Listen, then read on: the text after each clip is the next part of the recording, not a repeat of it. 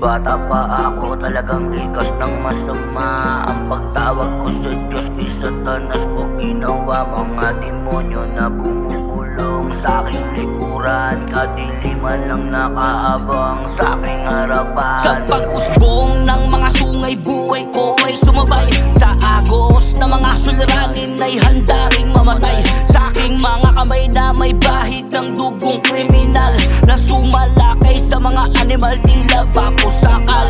Sa iligal nang gagaling ang laman ng bulsa. Halangang bituka pag gumanap sa mapanganib na disgrasya. Sa mga bagay pera-pera, wala nang teka-teka. Bara-bara ang lanseta sa utak ng tenga-tengang mga biktima na tuluyang pinakinabangan. Mga payo ng magulang ko ay aking tinawanan. Sa lansangan ng kasamaan niya ng kinamulatan, lahat ng naranasan ko masaklap ang kaganapan.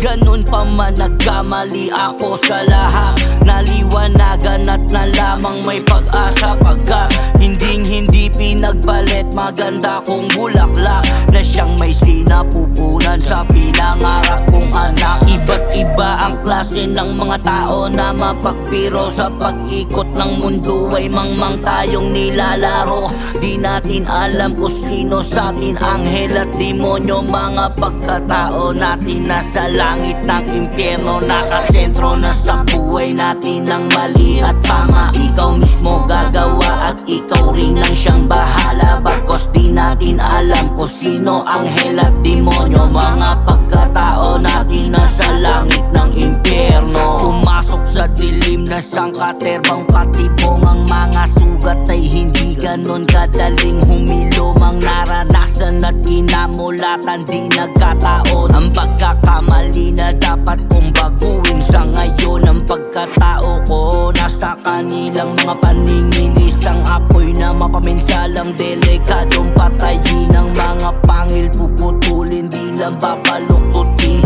Bawat taliwas sa aking buhay aking babaliktarin. Pagkat ako ay isang taong tunay na makasalanan, promotor sangkot sa mga kaguluhan sa lansangan. Di ko nilapitan ngunit kusang dumating. Sino ang dapat kong sisihin sa hawak kong patalim? Yan ang tanong na ang Panginoon lang ang nakasagot. Ang solusyon wala pala sa mga bawal na gamot.